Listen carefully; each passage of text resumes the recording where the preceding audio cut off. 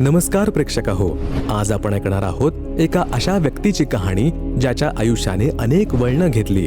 चंद्रपूर जिल्ह्यातील ईश्वरदास बुटले हे नाव आज एका वेगळ्या कारणाने आपल्या समोर येत आहे. एकेकाळी पारंपरिक हिंदू भक्ती मार्गाचे अनुसरण करणारे, विविध व्रत वैकल्ये आणि पूजा अर्चा करणारे ईश्वरदासजी कशा प्रकारे संत रामपालजी महाराज यांच्या ज्ञानाच्या प्रकाशात आले, कशा प्रकारे त्यांनी शास्त्रसिद्ध भक्तीला स्वीकारून आपले आयुष्य बदलले. त्यांनी आपल्या प्रवासात अनेक प्रश्न विचारले, उत्तरांचा शोध घेतला आणि अखेर संत रामपालजी महाराज यांच्या सत्संगाच्या माध्यमातून त्यांना त्यांची खरी दिशा सापडली.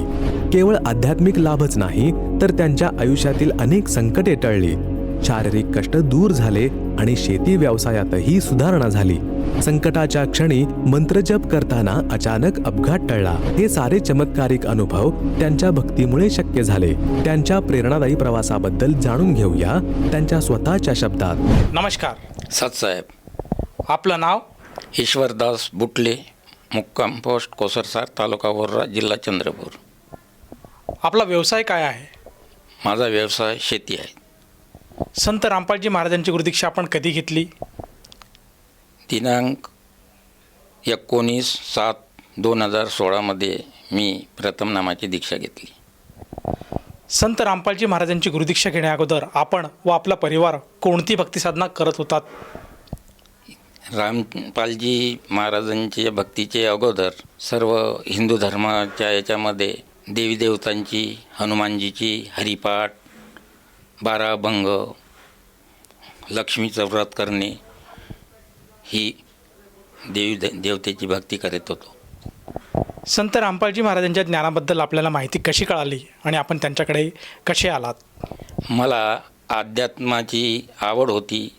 मी आध्यात्मिक पुस्तके वाचायचो आणि टी व्हीवर मी कोणत्याही संताचा कार्यक्रम बघत होतो. बघता बघता मला रामपालजी महाराजांचे सत्संगामध्ये ब्रह्मा, विष्णू, महेश यांचे आईवडील कोण आहेत, दुर्गाजीचे पती कोण आहेत, 3 देव काय आहेत, 3 गुण काय आहेत, क्षरपुरुष, अक्षरपुरुष, परमक्षर पुरुष यांची माहिती त्यांच्या सत्संगातून मी ऐकत होतो. तर मला थोडं जुन्या ज्ञानाचे अनुभव कळायला लागले का जुन्या याच्यामध्ये तेच आहे, परंतु आपल्याला काय उलगडा आजपर्यंत झाला नाही. त्यामुळे मी थोडं त्या ज्ञानाचं आणि रामपालजीच्या ज्ञानाचं मिलाप करू लागलो. त्याच्यामध्ये मला त्याचे अर्थ कळायला लागले जुन्याचे. तर मी जुन्या याच्यात 12 अभंग आहे, त्याच्यामध्ये स्पष्ट लिहिलेलं आहे त्या अभंगामध्ये की जन्माचे ते मूळ पाहिले शोधून, दुःखाशी कारण जन्म घ्यावा, पाप पुण्य करुनी जन्मा येतो प्राणी, नर देय हा येऊनी हानी केली, रजतम सत्व आहे ज्यांची अंगी, याच गुणी वाया गेला. तेव्हा मला असं वाटलं का काय हे असं विशेष आहे बा. मग हे जन्मासाठी स्मरण आहे, जन्म घेत जायचा आणि मरणाला याद जायचं. आणि रामपालजीच्या सत्संगामध्ये याचा बोल मोक्ष मार्ग दाखवलेला आहे आणि याच्यातून कसं बाहेर निघेल याची पूर्ण सखोल माहिती दिलेली आहे. 12 अभंगामध्ये पुढच्या कडव्यामध्ये म्हटलं आहे का आडराणी जो जाईल नर त्याला तोच ज्ञानी सोडवणूक करेल, असं अभंगामध्ये म्हटलं आहे. आणि कोणता असा सोडवण्याचे सद्गुरू आहेत ते त्याचे सर्व प्रश्नाचे उत्तरं मला रामपालजी महाराजांच्या सत्संगामधून एक एक पूर्ण निवाडा होत गेला.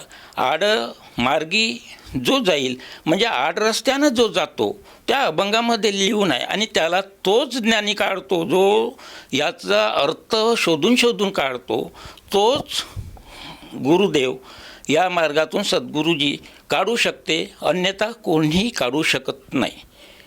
तसंच त्या पुढच्या अभंगामध्ये पुन्हा त्याच 12 अभंगामध्ये लिहिला, सत्संग करुनी जो याचं ज्ञान सांगणाराच सत्संग पाहिजे.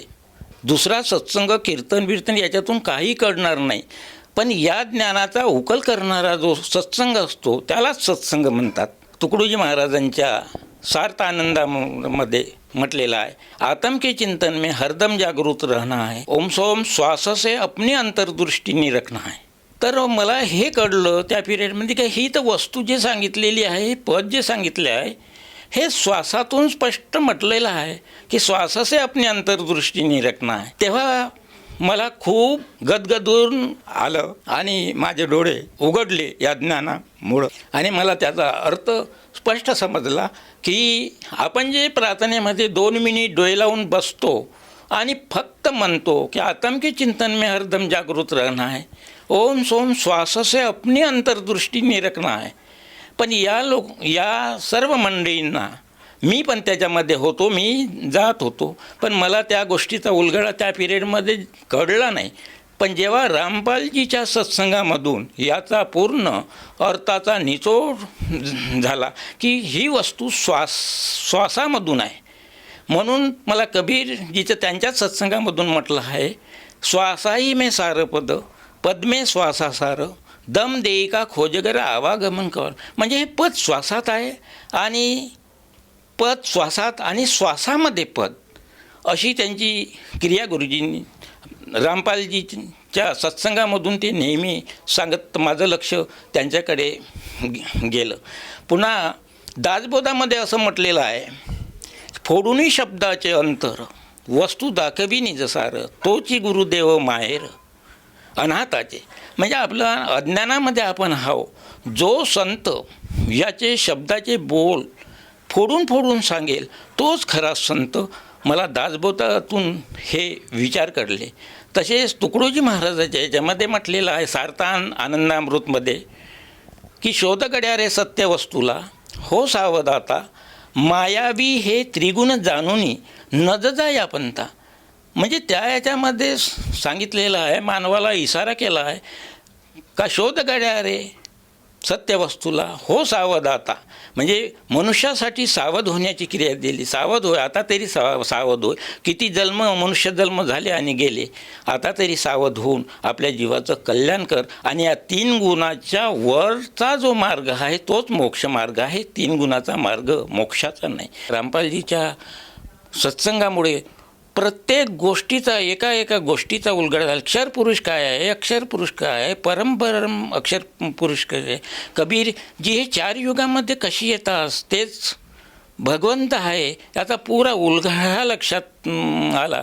आणि त्याच्यासाठी माझी तळमळ खूप आतुरतेने हे झाली आणि मी हा निर्णय घेतला की या ज्ञानामध्येच काहीतरी भरला आहे, विशेष भरला आहे आणि पूर्ण अर्थाचा, जुन्याच शास्त्राचा, जुन्याच पुराणाचा, जुन्याच साधू संतांचा याचा विचार. पण ते ज्ञान क्षरपुरुषापर्यंत म्हणजे ब्रह्मकालपर्यंतच मर्यादित आहे, बाकी मर्यादित नाही आहे. इथे तर हे लोक म्हणतात मी त्यामध्ये होतो तर 10वं दार बंद आहे, 10व्या दाराचाच उलगडा केलेला आहे.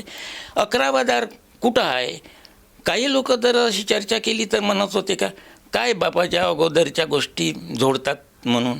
परंतु मला मी पूर्ण खात्रीनं त्यांना सांगितलं का तुमचं 10वं दार बंद आहे, तर जेव्हा 10वं दार जेव्हा उघडल तेव्हाच 11व्या दारामध्ये प्रवेश होईल आणि माहिती होईल आणि 12व्या दाराचा पत्ता लागेल. पण तुमचं 10वंच बंद असल्यामुळे तुम्ही पहिले या ज्ञानाला पडताळून पहा आणि नंतर तुम्ही आपल्या अनुभव घ्या, या ज्ञानाबरोबर निगडीत व्हा, ज्ञानाला समजून घ्या आणि त्याच्यानंतर निर्णय घ्या. असं बोलण्यापेक्षा पहिले पूर्ण शास्त्राचा आणि या शास्त्राचा मिलाप करून आपली ओळख करून घ्या. सर, जसं तुम्ही सांगत आहात की आत्ता ज्या पण संतांचे आपण नावं घेतले, जसे की महाराष्ट्रातले जे नामवंत संत आहेत, संत तुकडोजी महाराज, संत नामदेव, जे काही साधू संत आज महाराष्ट्राच्या धर्तीवर होऊन गेलेत, त्यांनी जो ज्ञानाकडे बोट दाखवलं किंवा ज्या ज्ञानाचा उलगडा त्यांनी सांगितला आहे, त्या ज्ञानाला उजागर आज संत रामपालजी महाराजांनी केलं आहे. ते आपल्याला पटलं म्हणून आपण त्यांच्याकडनं बरवाला स्थित आश्रमात जाऊन त्यांची गुरुदीक्षा घेतली. तर मला हे विचारायचं आहे की जेव्हा आपण संत रामपालजी महाराजांच्या शरणात आलात त्यानंतर आपल्याला व आपल्या परिवाराला काय काय लाभ प्राप्त झालेत? मला जेव्हा शरणमध्ये आलो तेव्हा मला आध्यात्मिक ज्ञान तर चे फायदे झालेच, परंतु शारीरिक फायदे आणि माझ्या शेतीमध्ये जी माझी परिस्थिती होती ती उत्पन्नामध्ये वाढत गेली आणि जे अनुभव आले मला की मी शेतामध्ये असताना वखरणी करत होतो, वखरावर उभा असताना पुढे एक दगड मातीने झाकून होता, तो माझ्या लक्षात आला नाही. मी म्हटलं मातीचा ढेकूळ आहे बा, हे फुटून जाईल आणि मी वखर चालू, पण तो गोटा असल्यामुळं माझा वखर उरपाटा झाला आणि मी एक मुंडक्यावरून खाली पडलो आणि दुसरी पुन्हा उडी मारली, तर माझे बैलाचे कासरे सुटून गेले.